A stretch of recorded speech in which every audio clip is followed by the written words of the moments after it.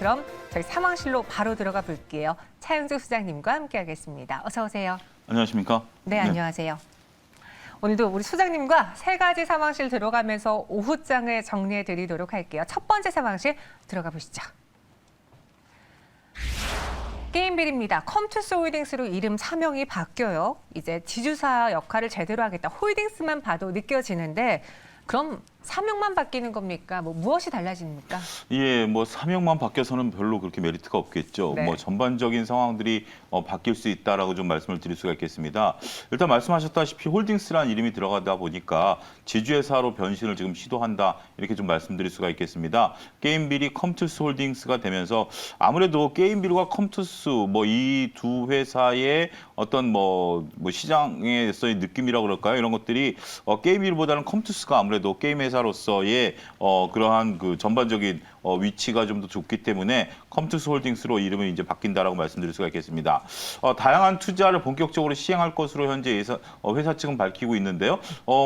여러 가지 부분에 있어서 이러한 투자로 인한 시너지 효과를 지주회사로서 노릴 수 있는 부분들이 아니겠는가. 단순하게 게임 회사로서 그동안 게임빌 같은 경우 게임 회사로서 약간의 조금 다른 회사에 비해서 좀 덜 오른 요소들이 있죠. 네. 게임만 집중을 했었던 요소들인데 게임이라는 게 지금 현재 다양한 분야로서의 진출이 가능하기 때문에 이러한 부분들에 따른 시너지 효과까지 노릴 수 있지 않겠는가 말씀을 좀 드릴 수가 있겠습니다. 말씀하신 것처럼 게임 회사들이 갖고 있는 기술력은 정말 여기저기에 다 접목이 가능하기 때문에 그렇죠. 어떻게 보면 투자 회사로 새롭게 탄생을 알리는 컴투스 홀딩스가 되었습니다.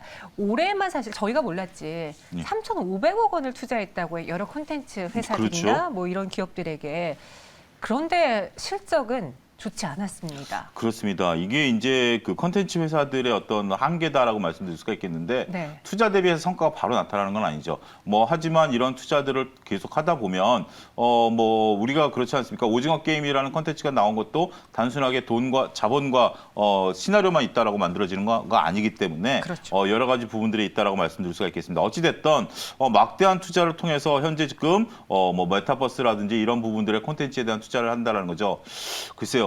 5년 뒤에는 정연 아나운서 대신에 정연 아나운서의 아바타가 진행하지 않을까요? 끔찍하네요.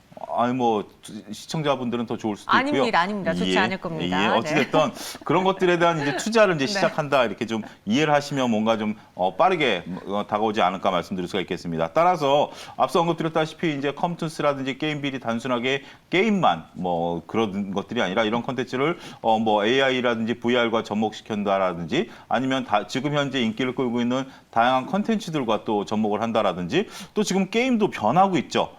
게임이라는 게 단순하게 우리가 소비 쪽이었다라면 이제 게임을 통해서 코인이라든지 수익을 나타낼 수도 있는 네. 이런 분야로도 변화를 모색하고 있는 회사들도 있거든요. 따라서 전반적으로 지금 우리가 이러한 돈들을 계속해서 쏟아붓고 있는 것들이 나중에는 긍정적인 모멘텀으로 다가올 수 있게 되지 않을까 말씀을 좀 드릴 수가 있겠습니다. 네. 많은 분들이 맞아요. 요즘 AI 아나운서가 벌써 만들어졌잖아요. 라고도 글 올려주셨는데 네. 사람 냄새 나야죠. 아닐 수도 있습니다. 그렇습니다. 예. 그럼 열심히 일할게요. 그럼 저희 게임즈 내에서 부진했었던 말씀하신 것처럼 신작도 늦춰지고 실적도 좋지 않아서 사실 컴투스하고 게임블은 지난 분기 때 오히려 급락했던 대표적인 종목이었거든요. 이러한 분위기 전환이 가능할까요? 앞으로의 투자 전략 어떻게 세워볼까요? 예, 일단은 지금 아직까지는 좀 기대감만 있다라고 좀 말씀을 좀 드릴 수가 있겠습니다. 현재로서는 사명만 변경을 했다라는 것 외에는 실질적으로 변화는 아직까지 눈에 보이지는 않기 때문에 낙관하기는 다소 조금 쉽지 않다라는 면도 우리가 관심 있게 봐야 된다라고 말씀드릴 수가 있겠습니다. 하지만 이제부터 변화가 시작이죠. 이제부터 이름도 바꾸고 분위기도 쇄신하고 정연 아나운서도 AI로 바뀌고 이렇게 된다라면 전반적인 분위기, 자꾸 제가 농담을 드려서 죄송하고요. 변화에 대한 기대가 이제 우리가 가능하다. 이렇게 좀 말씀을 좀 드릴 수가 있겠죠. 하지만 우리가 이제 지금 단기에 급등하지 않았습니까? 오늘 같은 경우도 시장 대비해서 아웃퍼폼하면서 전반적으로 강한 시세 분출을 좀 나타내고 있는데 단기에 이렇게 급등한 것은 조금 경계를 해야 되지 않을까, 조심스럽지 않을까 말씀을 드릴 수가 있겠습니다. 우리가 이제 이름을 바꿨다라고 해서 변화의 시작이지 변화의 종결은 아니거든요. 그렇기 때문에 그러한 부분들을 여러분들이 현명하게 잘 판단하신다라면 좋은 결과를 초래할 수 있지 않을까 말씀드릴 수가 있겠습니다. 사실은 저희가 웃으면서 이야기를 했지만 향후 미래에는 우리 자손들, 후손들이 단순히 사람과 경쟁하는 것뿐만 아니라 로봇과 경쟁하는 사회가 올 수도 있습니다. 근데 그 안에서 이러한 게임 회사들의 경우에는 능력을 10분 발휘할 수 있기 때문에 변화가 시작됐다라고 이야기 드릴 수 있을 것 같네요. 첫 번째 상황실 다뤄봤고요. 두 번째로 넘어가 보도록 하죠. 삼성전기 실적 좋습니까? 저 이 종목에 대해서 분석을 해보면 오락가락하더라고요. 하반기 최대 실적이 전망된다.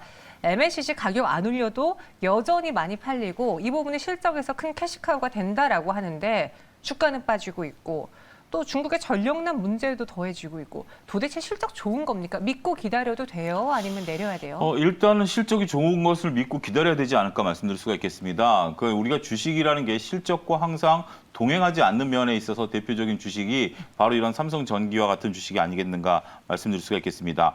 일단 3분기 실적은 말씀하셨던 MLCC 분야라든지 카메라 모듈 분야라든지 이런 부분들이 실적을 이끌 것이다. 이렇게 현재 지금 전망을 나타내고 있습니다. 이제 본격적인 실적 시즌에 도래했죠.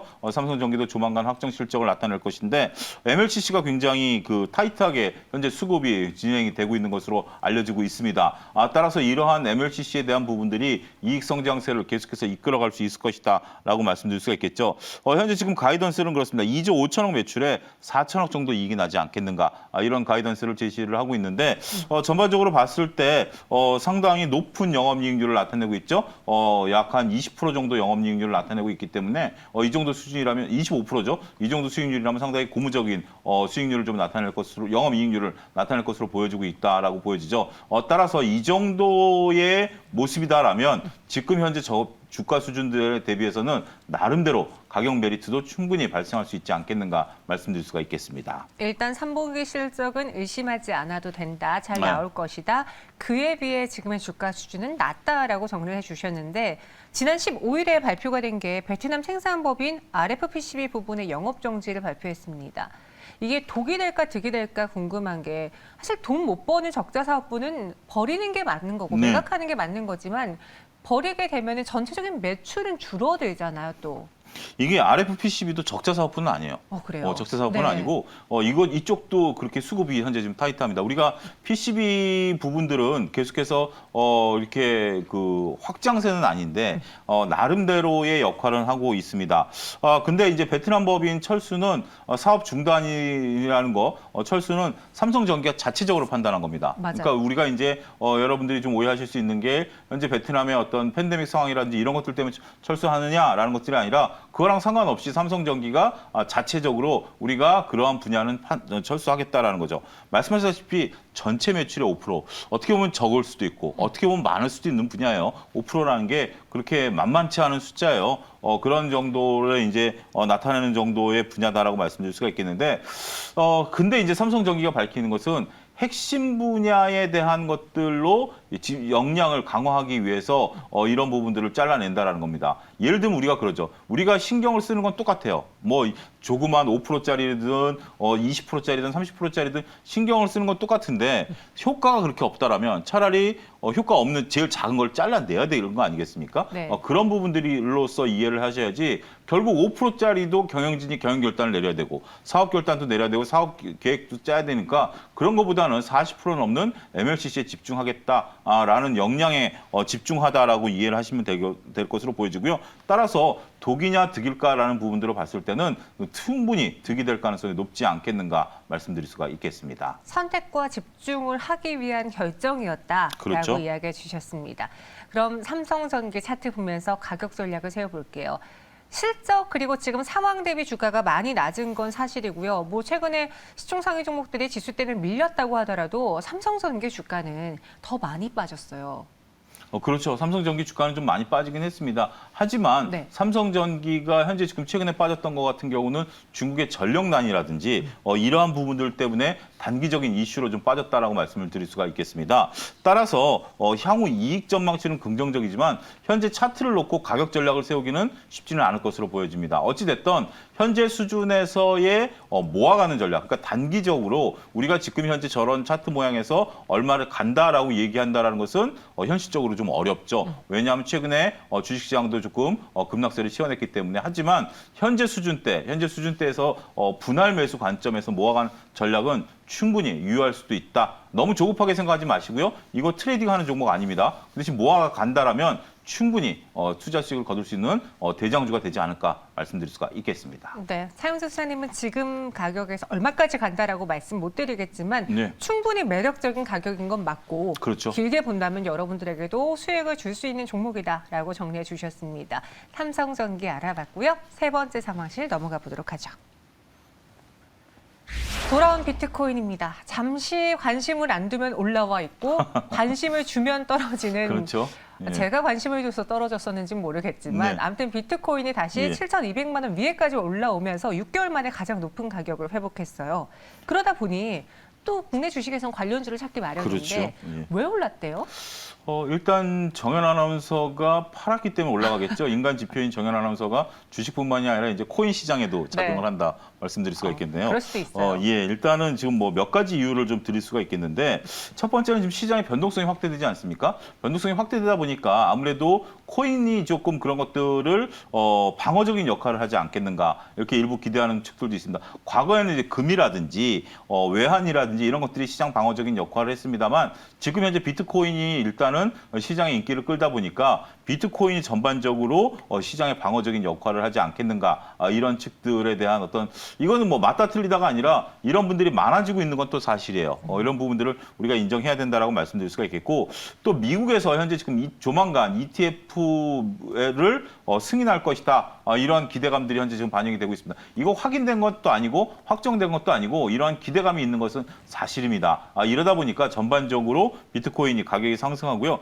이러다 보니까 야 이거 이거 전고점 돌파하는 거 아니야? $10,000 가는 거 아니야? 뭐 이런 지금 현재 또 분위기가 형성이 되고 있는 거죠. 그러다 보니까 전반적으로 비트코인이 현재 시세대에서 조정을 받을 만한 특별한 이유도 없지 않아? 그렇다면 그 고점을 향해서 한번 달려가 보지 않겠어? 뭐 이런 정도의 개념이 도입되면서 비트코인이 계속해서 상승 흐름을 나타내고 있다 말씀을 드릴 수가 있겠습니다. 오늘 소장님이 해주신 그 많은 분석 중에서 가장 호응도가 높은 게 정현 아나운서가 팔아서 오른 것이다라는 분석을 굉장히 많은 분들이 호응을 해주고 계신데 아닙니다, 여러분. 전 인간 지표 아니고요. 여기에 더불어서 비트코인의 가격이 왜 오를까? 그리고 비트코인 관련주를 왜 사야 될까를 또 찾아보니 ETF가 생겼어요. 그렇습니다. 생긴 건 승인 예정이다라는 네, 거죠. 미국에서죠. 예, 미국에서고요. 승인 난 건 아닙니다. 네. 승인에 대한 가능성들이 있다라는 건데 아직까지 저도 이제 뉴스를 찾아보니까 뭐 이게 아직은 설왕설래해요. 그렇기 때문에 아직은 가능성에 불과하다라는 정도로 이해를 하셔야 될 것으로 보여집니다. 구체적인 언제 어떻게 되고 보통 이렇게 된다라면 이게 언제 어떻게 된다라고 구체화돼야 되는데 조금 그 구체성은 좀 떨어져요. 그 부분에 가서 기사가 대부분들이 조금 말을 좀 얼버무리는 이런 부분들이 있다라고 말씀드릴 수가 있겠죠. 만약에 ETF가 된다, 그럼 어떤 결과를 초래할까요? 역시 수급이 들어오겠죠. 그렇죠. 우리가 ETF가 된다라면 비트코인과 관련된 수급들이 들어올 수밖에 없겠죠. 이것을 뭐 많은 수량이 됐던 적은 수량이 됐던 지금은 현재 비트코인이라든지 뭐 이리듐이라든지 직접적인 코인을 거래해야 되는 이게 굉장히 복잡하지 않습니까? 코인마다 가격이 다 다르고요. 거래소마다 가격이 다 다르고 나라마다 가격이 다 다르기 때문에 동일한 거에 대해서도 이런 부분들이 있기 때문에 이게 ETF가 생기게 된다면 통합적으로 어떤 기준점이 생길 가능성이 있기 때문에 수요는 더욱더 늘어날 가능성은 배제할 수 없다라고 말씀드릴 수가 있겠습니다. 하지만 이런 것들이 그 단기간에 우리가 이제 뭐 얘기가 진행이 된다라면 단기 이슈 소멸이 될 수도 있다라고 보여지는 거죠. 그러니까 전체적으로 봤을 때 이게 확인이 되고 ETF가 출범이 되면 그때 가서 여러분들이 매수에 참여하셔도 늦지 않지만 지금 만약에 이게 그냥 이슈로서 끝나야 된다라면 오히려 지금이 단기 고점일 가능성도 현재로서는 배제할 수 없다 이렇게 좀 말씀드릴 수가 있겠습니다. 네, 그러니까 비트코인 ETF를 미국 증권거래소 승인할 것이다 예정이다라는 보도가 나오면서 오늘 또 한번 힘을 실었던 관련주인데요. 그럼 차영주 소장님은 개인적으로 이 비트코인 관련주에 투자하시겠습니까? 살까 말까를 논한다면 어떻게 전해드릴까요? 살까 말까 논한다라면 저는 개인적으로 여러분들이 저를 아시는 분들은 뭐 이런 것을 대형주 위주로 투자하기 때문에 투자 안 할 것으로 뭐 미뤄 짐작을 충분히 하실 수 있겠죠. 근데 네. 이게 뭐 그건 성향에 따라 다르다라고 말씀을 드릴 수가 있겠습니다. 제 개인적인 성향과는 맞지는 않습니다만 일단은 뭐 트레이딩 관점에 접근하시는 분들은 이 변화가 살아있을 수가 있다라는 거지 않습니까? 지금 전반적으로 관련주들이 움직이고 있기 때문에 트레이딩에 능하신 분들 같은 경우는 제가 볼 때는 이 추세가 단기간에 꺾일 것 같지는 않아요. 따라서 트레이딩에 능하신 분들은 접근은 유효하다. 이게 무슨 뭐 전혀 뜬구름 잡는 얘기처럼 기분 악상 올라가는 것은 아닙니다. 하지만 장기적인 접근은 아무래도 조심스럽다라는 면에 있어서는 여러분들도 쉽게 동의하실 수 있는 거지 않겠는가. 따라서 트레이딩만 가능한 영역이다라고 말씀드릴 수가 있겠고 서로 이제 ETF가 이제 상장이 된다라면 그때부터는 조금 중기적인 투자는 가능하겠죠. 하지만 ETF가 어떻게 형성이 되느냐, 어떤 형식으로 되느냐 이런 것들을 잘 관찰하신 이후에 투자 결정을 내리셔도 늦지 않겠는가 말씀드릴 수가 있겠습니다. 네. 가상화폐 관련주에 대해서 차영수 소장님은 성향에 따라 다르게 투자가 가능하겠으나 특히나 그 안에서 트레이딩 관점으로 내가 잘한다 하시는 분들은 접근해봐도 괜찮은 종목이다. 아직 추세 살아있다라고 정리해 주셨습니다. 세 가지 정리해봤고요. 여기서 인사드리도록 할게요. 오늘 말씀 고맙습니다. 감사합니다.